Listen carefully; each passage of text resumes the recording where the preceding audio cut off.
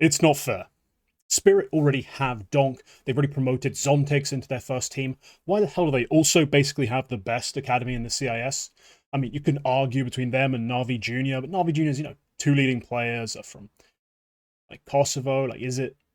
Who cares? Basically, in my eyes, they have the best academy in the CIS. And it's not just that. They also have a Donk-esque, like, level player in terms of his fragging numbers, his output, sitting on this roster too in kyousuke. He's not just playing the We Play Academy League and dumpstering those teams.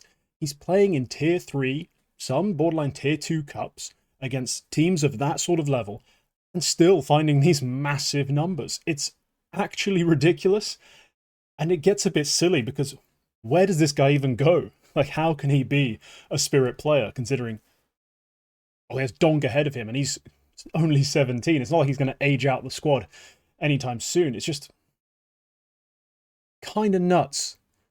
The riches that Spirit have managed to scout for themselves. And if what I understand to be true is true, their scouting department deserves a lot of credit. They haven't just been guessing.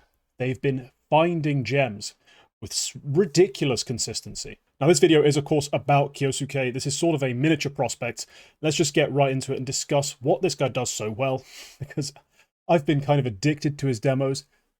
I haven't even written a full script for this. This is mostly going to be up to script. I've got a few notes in terms of things I want to touch on, but otherwise, man, I'm just going to wax poetic. So we'll start with his mechanics, and his mouse movement is magical. Like, the precision is ridiculous. Now, this is most obvious when he's pre-aiming, pre-firing, clearing angles as he takes space. A lot of the time he's challenging outside. For example, on Nuke, which is basically the iconic Spirit Academy map at this point. They play it a lot, and he plays it especially very well. And that's where it's most obvious. But then you watch him having to flick, adjust to a player appearing on screen, surprising him when he's not got that angle already fixed.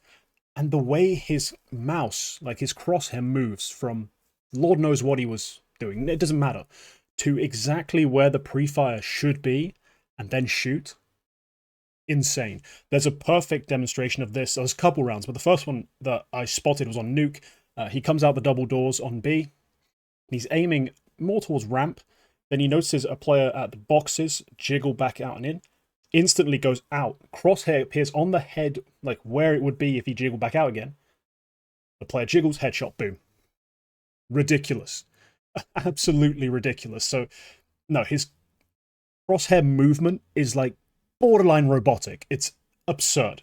Beautiful to watch, but incredibly frustrating as someone who just can't do it. Now, one of his specialties, and one of the reasons I think he is able to be so effective on Outer on Nuke, is that he's really precise at long ranges. Like, long range fights are something he converts way more consistently than any player I've ever watched. Winning those long range engagements is something that to me is a clear indicator of a really high skill ceiling. Now, not just, this guy's going to be a decent rifler. No, it's something only the very best riflers can do with any form of consistency. One of the reasons I discard most players whose demos I watch, like young guys who are like 17, 18, who are getting a lot of headshots in these tier 2 games or tier 3 games, and I'm like, maybe this guy's got a little something to him, is because he can do what a lot of players can do, which is in those close range panic moments, barrel stuff a guy in the head, basically. Like, we're talking they're 5 feet away. There's not a whole lot of aiming involved.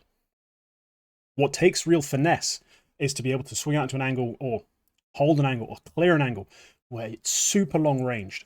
Like, we're talking outside from silo to garage, for example, on Nuke, or Anubis when you're entering into the... I always get the bomb sites wrong, but I'm pretty sure the A bomb site, and you've got the long line down to where the CTs can come through. That sort of shot. Those are the fights that I think define how good of an aimer you're going to be. And a lot of players in the low level struggle with that, and that's why they kind of never make it. This kid hits those shots every time. The first time I watched one of his demos, I loaded up. He hits a shot from, I think he's on top silo, and one digs a guy. I'm like, cool. And then the next demo I load up, he swings around red and one digs a guy in garage.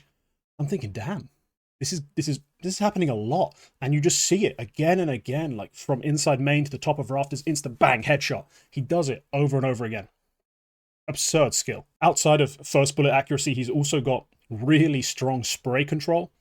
Something that was supposed to be kind of dead in CS2. A lot of people struggled to control their spray in CS2, and I mean, we haven't really had too many of those crazy highlights where, player just perfectly transitions from one to another.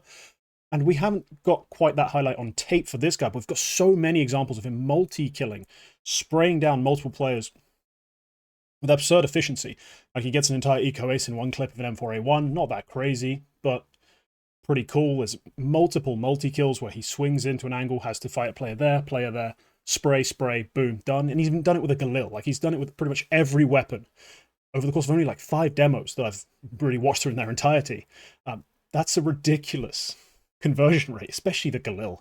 Who the hell knows how to spray a Galil?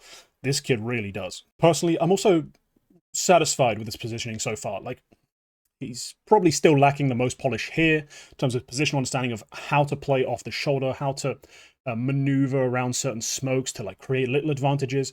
But these are pretty nuanced ideas, pretty advanced things that comes with time.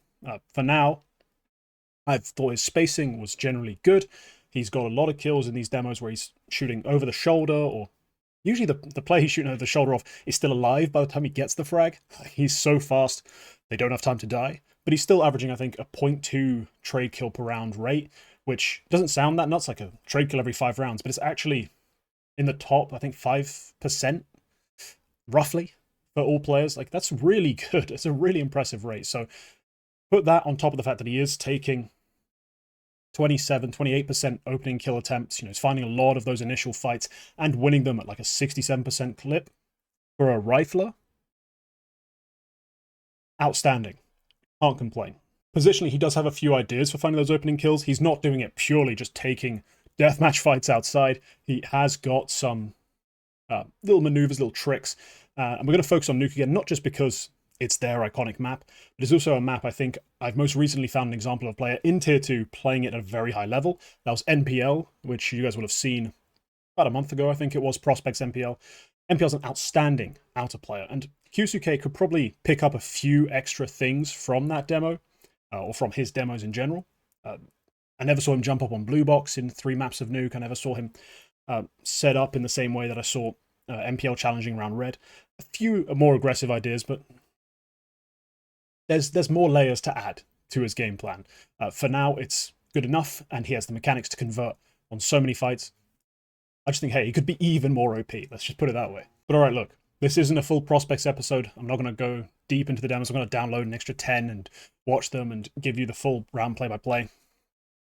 I've just been so addicted to watching the Spirit Academy side play, and I thought I had to share a bit of my excitement, a bit of what I've seen, and also throw together a frag movie, this monster fragger. So yeah, roll the frags, enjoy, and keep an eye out for this kid.